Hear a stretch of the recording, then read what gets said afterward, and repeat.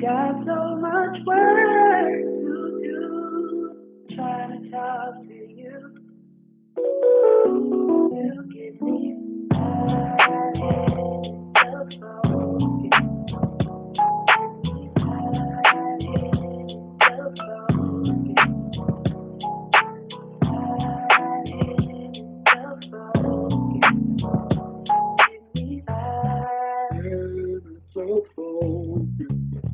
Welcome to your 5-minute focus. Today's scripture will be coming from Habakkuk 2, verse 3.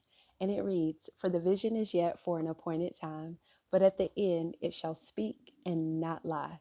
Though it tarry, wait for it, because it will surely come. It will not tarry." In this passage of scripture, or prior to this particular verse, the prophet Habakkuk is having a conversation with God. He has just finished complaining to God about all of the conflict and opposition that he's seeing in the world. King Josiah, who served the Lord and kept in line with the will of God, was killed. And he was replaced by his son, who did what was evil in the Lord's sight and was not even thinking about doing the will of God. He continued to do evil to the point where the people began to follow after his example. So, or the people of Judah, rather, began to follow after his example. So when Habakkuk saw this, he went to God. He went to God. He said, "Listen, I need to know what's going on. Why are you allowing these things to happen when I'm here? I'm trying to do everything according to your will, but yet I'm noticing people being blessed who are not doing your will." The first thing I see here is that, we live in a world where news is right at our fingertips. It is so easy to be consumed by all of the negative aspects of media. And while media can share what is currently happening, it does not give us the answer to all of life's most difficult questions. Habakkuk understood that, and he took all of the questions that he had about the things that he was seeing in the world to God. When we need the answers to the questions in life, whether it's our personal experiences or the experiences of others, God has the answer. So he continues to have this conversation with God, and he receives a response. First, God says that he will punish Judah. He says that he was going to send the Babylonians, who were a pagan nation, to judge them. Now, that didn't make sense to Habakkuk. Quite frankly, it doesn't make sense to me either. Like, why? Why would you send a nation that does not even acknowledge you as God to judge?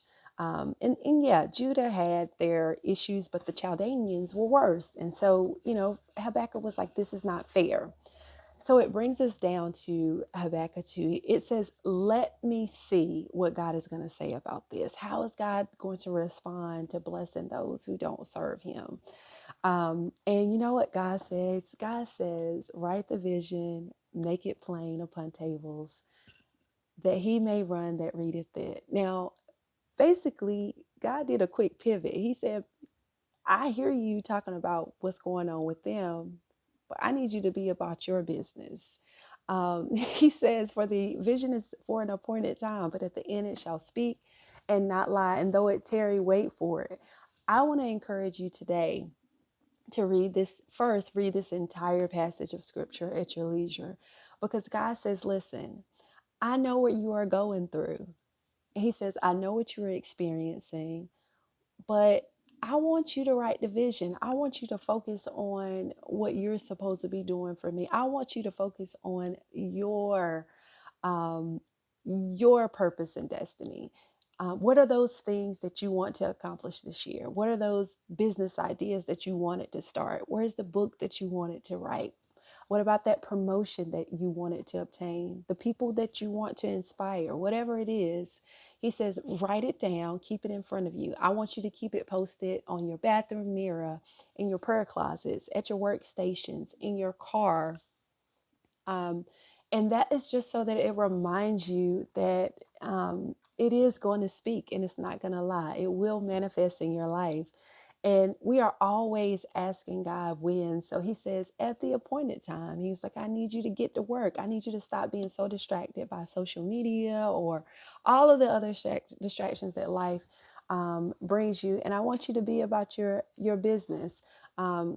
And I can be a little impatient too, but God says, even if it seems like this is taking a long time, and I know you had in your plan for this to happen in 3 months or 6 months, and you've gotten so distracted by everything else that's taking place that you sort of got off focus.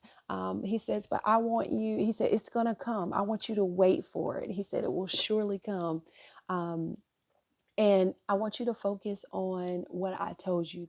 So if you can take anything away from this time today, it is to focus on the things that God has called you to. Be about your business. Write your visions down, write your goals down, keep them before you so that they remind you that God still has a plan for your life and there are still some great things that he desires to do in and through you. And though the vision tarry, wait for it shall surely come. This has been your 5-minute focus. Give me